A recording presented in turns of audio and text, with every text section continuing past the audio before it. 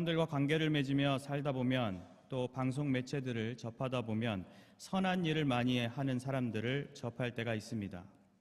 이런 사람들은 주변에 좋은 귀감과 존경의 대상이 되곤 합니다. 그리고 세상 사람들은 그런 사람들을 바라보며 평생에 선행을 많이 베풀었기 때문에 그들의 삶 속에는 많은 복들이 있을 것이며 또 장차 좋은 곳으로 가게 되고 심지어는 좋은 곳에서 환생할 것이다 등의 생각을 가지곤 합니다. 그런데 그런 생각이 잘못된 것이라고 자신의 경험과 심경을 스스로 드러낸 이들도 있는데 소개해드릴 대표적인 인물이 공교롭게도 종교 지도자입니다. 헌신적인 빈민구제 활동을 펼치며 노벨 평화상까지 수상했던 테레사 수녀는 그녀의 서신 가운데 신의 실체를 어디서도 확인할 수 없었다고 고백하며 힌두교에 편향되고 불면증을 겪을 때 악령을 쫓는 기도를 받기도 했다 합니다. 성철 스님이라 불리는 유명한 승려는 자신의 유언 가운데 내 죄는 산보다 높고 바다보다 깊은데 내 어찌 감당하랴. 내가 80년 동안 포교한 것은 헛것이로다. 우리는 구원이 없다. 죄값을 해결할 자가 없기 때문이다. 내 인생을 잘못 선택했다. 나는 지옥에 간다는 말을 하였다고 합니다. 이렇듯 스스로 선한 삶을 산다고 해서 행복과 안녕의 삶이 보장되는 것도 아니고 이후에 영원한 삶은 더더욱 보장되지 않는 것이 우리 인간의 허무한 현 주소입니다. 하지만 이러한 인생살이의 의미와 가치를 정확하게 제시해 주는 것이 있는데 바로 기독교 신앙입니다. 이 시간에는 초대교회의 선행과 구제에 앞장섰던 한 여인의 이야기를 살펴보는 가운데 구원받은 성도들의 선한 삶이 담고 있는 의미 두 가지를 함께 상고해 보고자 합니다. 첫째로 구원받은 성도는 아무리 선한 삶을 살더라도 인생사의 중한 고통을 피할 수 없습니다. 다 같이 본문 36절에서 39절까지 읽겠습니다. 요바에 다비다라 하는 여제자가 있으니 그 이름을 번역하면 도르가라. 선행과 구제하는 일이 심히 많더니 그때 병들어 죽음에 시체를 씻어 다락에 누이니라. 룻다가 요바에서 가까운지라. 제자들이 베드로가 거기 있음을 듣고 두 사람을 보내어 지체 말고 와달라고 간청하여 베드로가 일어나 그들과 함께 가서 이르매 그들이 데리고 다락방에 올라가니 모든 과부와 베드로 곁에 서서 울며 도르가가 그들과 함께 있을 때에 지은 속옷과 겉옷을 다 내보이거늘. 아멘. 오늘 본문의 이야기는 욥바라는 지역을 배경으로 합니다. 욥바는 아름다움이란 뜻을 지닌 도시로 예루살렘 북서쪽 약 56km에 위치해 있는 대표적인 항구 도시입니다. 이 욥바에 다비다라는 여인이 있었다고 합니다. 그녀를 소개하기를 먼저 여제자라고 하였습니다. 이 여제자라는 단어를 쉽게 지나칠 수 있겠지만 우리는 이 단어를 다소 유념할 필요가 있습니다. 이것은 우리가 생각하는 오늘 내용의 중요한 전제가 되기 때문입니다. 이 여제자의 원어 마세트리아는 마세테스라는 단어의 여성형 표현입니다.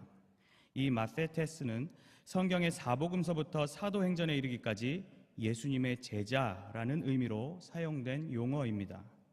즉 다비다의 이런저런 행동을 평가하기에 앞서 그녀가 예수님을 믿으며 따랐던 여성 신자였음을 알 수 있습니다.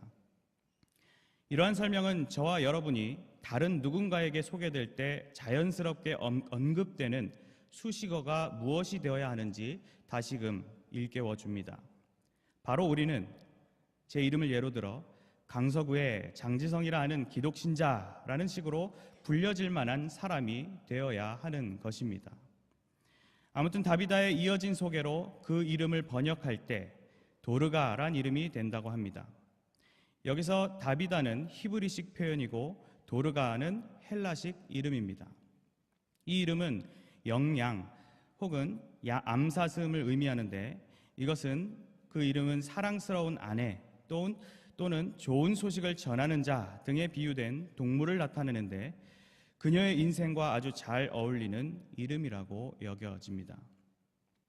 이렇게 히브리식 이름을 썼다는 점, 욥바란 도시가 오랫동안 유대인들의 영향력 아래 있었고 유대인들의 전통대로 그녀의 시체를 씻었던 점 등을 보면 그녀는 유대인일 가능성이 높아 보입니다. 이러한 정보와 더불어 초대교회 당시 유대 여인들이 구제 사업에 매우 적극적이었다는 점을 토대로 생각해 보면 여자 유대인 성도 다비다의 선한 행동은 지극히 자연스럽고 또 모범적인 모습이었습니다.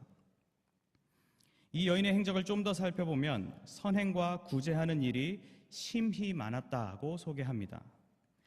여기서 선행은 성경에서 자주 쓰이는 말로 고린도후서에서 바울을 통해 착한 일로 하나님이 능히 모든 은혜를 너희에게 넘치게 하시나니 이는 너희로 모든 일에 항상 모든 것이 넉넉하여 모든 착한 일을 넘치게 하려 하심이라고 한 것과 같이 그리스도인들이 온전한 믿음을 소유했을 때 자연스럽게 뿜어져 나오는 좋은 품성이라고 할 수 있습니다.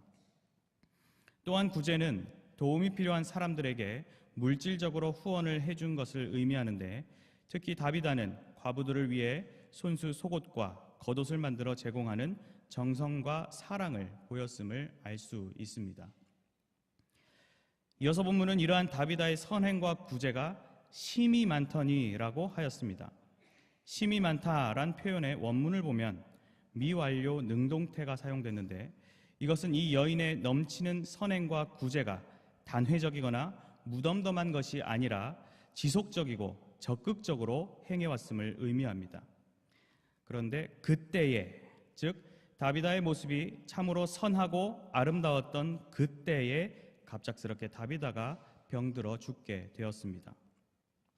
죽을 이유가 없어 보이는, 아니 지금으로선 죽어서는 안 될 것 같은 여인이 급작스럽고 비극적인 죽음을 맞이하게 된 것입니다.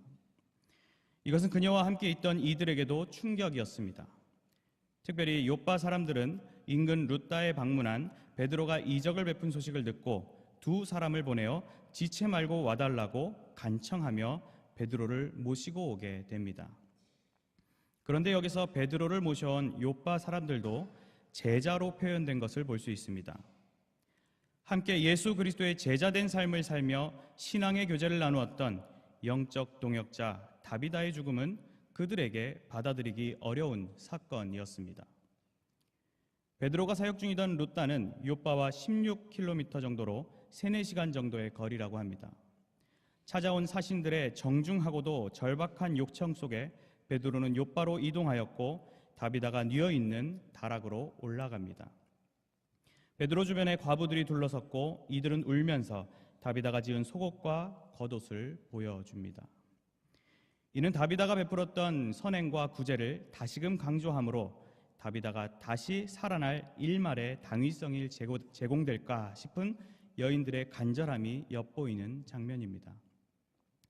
선행과 구제로 충만한 여제자 다비다의 갑작스런 죽음은 다비다 인생에 있어서 불가사의한 또는 부당한 사건으로 여겨질 수 있습니다.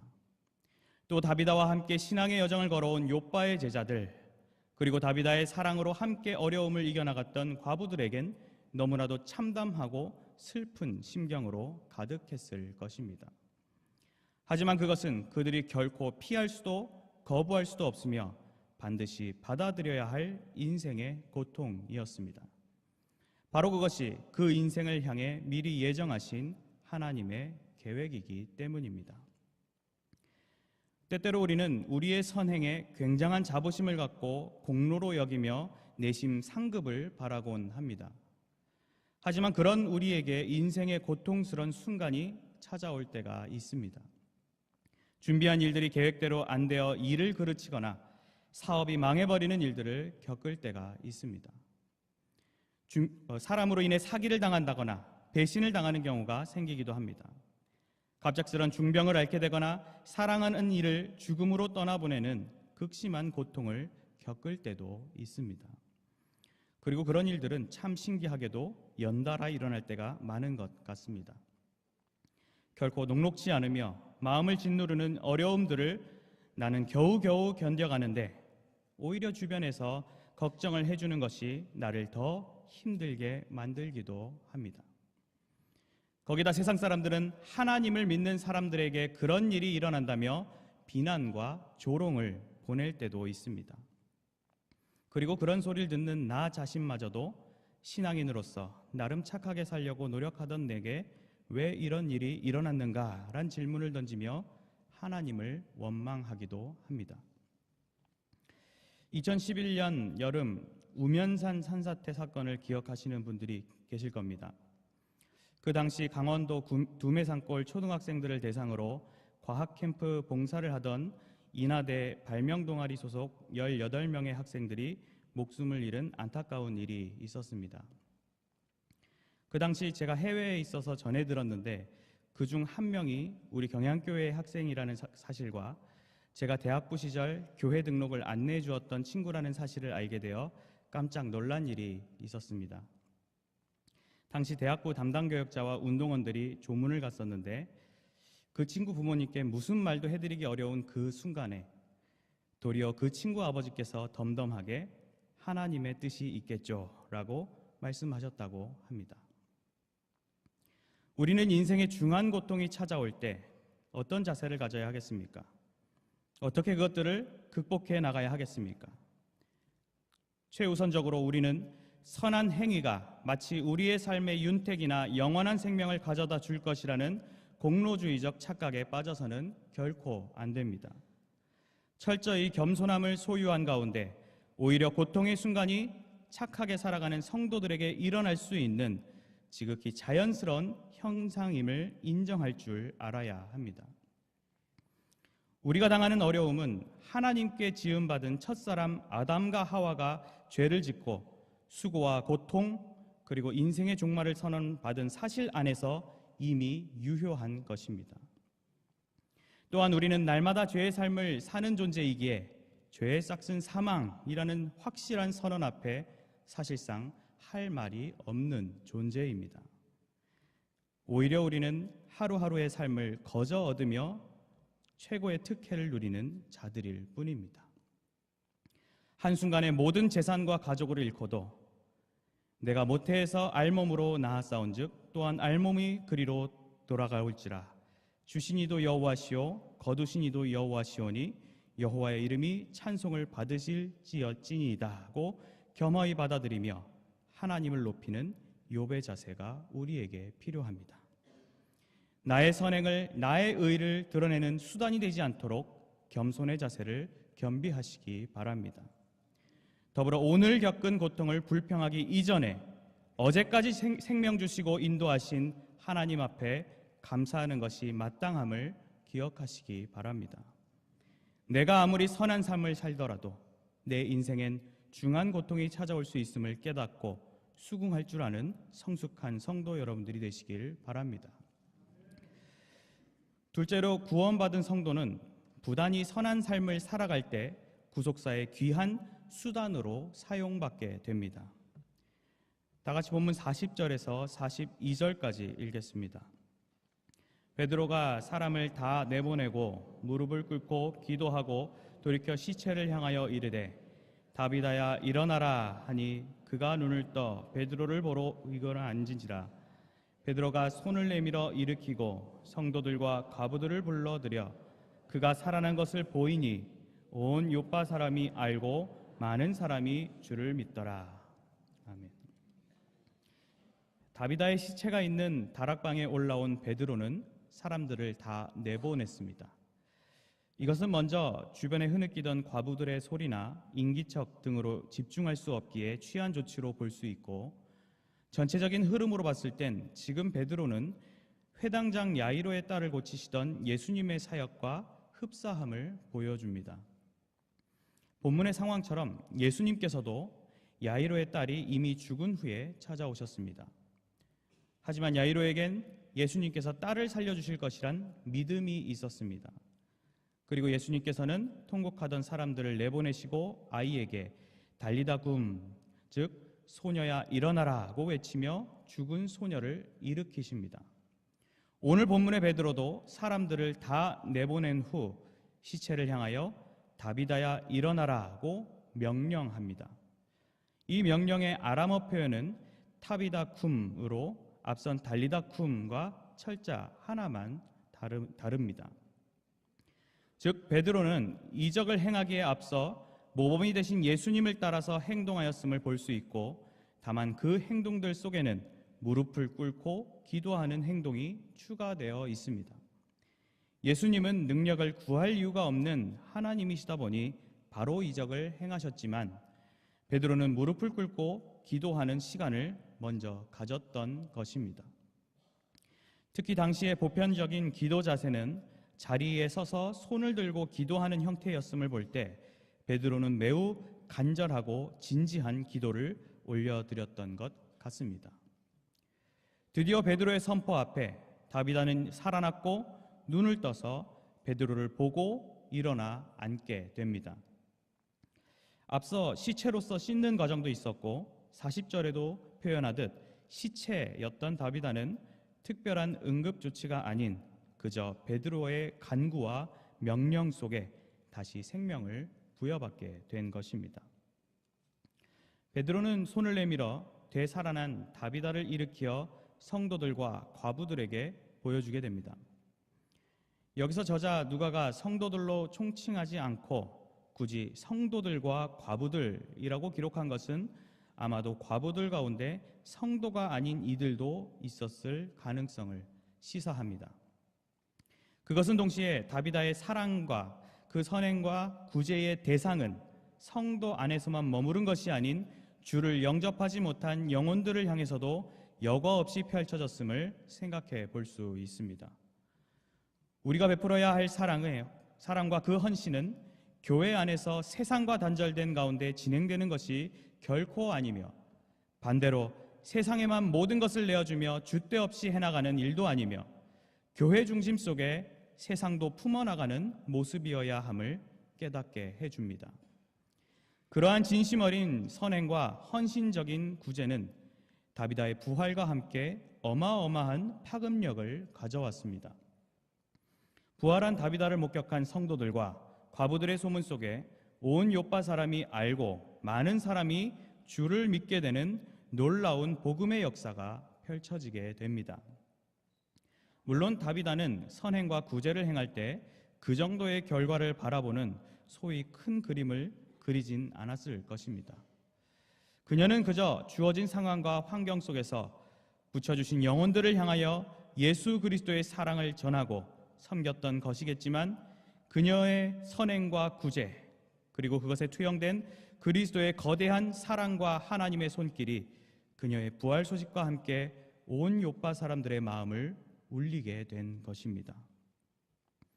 그리고 베드로가 살아난 다비다를 성도들과 과부들에게 보여주었을 때 사용된 보이니라는 표현은 예수 그리스도께서 부활하신 후 친히 살아계심을 나타내시며 40일간 보이신 때의 표현과 동일한 단어가 사용되었습니다.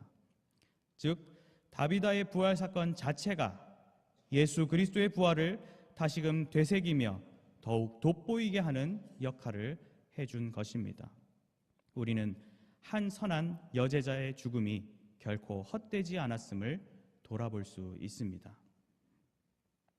만약 오늘 이야기의 교훈이 앞선 대지, 즉 성도가 아무리 선한 삶을 살더라도 인생사의 중한 고통을 피할 수 없다에서 끝나버린다면 성도의 삶은 참으로 무의미한 것이 되어버릴 것입니다.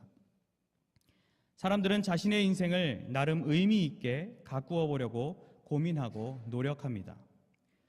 그런데 그 인생관에도 조금씩은 차이가 있습니다. 기성세대의 경우 오늘 조금 힘들고 땀 흘리는 시간을 가지더라도 내일을 준비하며 가족과 자녀들을 위한 좋은 여건을 마련해 주는 것을 중요한 인생의 의미 있는 일로 여깁니다. 그와는 조금 다르게 요즘 젊은 세대는 나 자신을 위한 생각이 강하고, 또 그러다 보니 인생은 한 번뿐이다 라는 의미의 욜로란 표현처럼 주변의 사람이나 내일을 바라보기보단 오늘을 즐기고 소비하려는 추세가 강합니다. 하지만 정말 그것이 자기 자신을 위한 정말 가치 있는 일인지는 깊이 생각해 보아야 합니다. 사실 젊은 세대의 오늘을 즐기는 삶이든 기성세대의 내일을 준비하는 삶이든 그것은 온 인류 역사의 핵심인 구속사의 한 지점에서 영원함과 영광스러움을 보장해 주지 않습니다. 우리는 우리의 인생이 장차 우리가 살아갈 영원한 삶의 지극히 한 일부라는 사실을 자각하며 우리의 영원한 삶이 과연 생명의 길로 갈 것인지 멸망의 길로 갈 것인지 분명히 하는 가운데 그에 합당한 삶을 살아가야 합니다. 말 그대로 한 번 사는 인생, 여러분은 어떠한 삶을 살고 싶으십니까?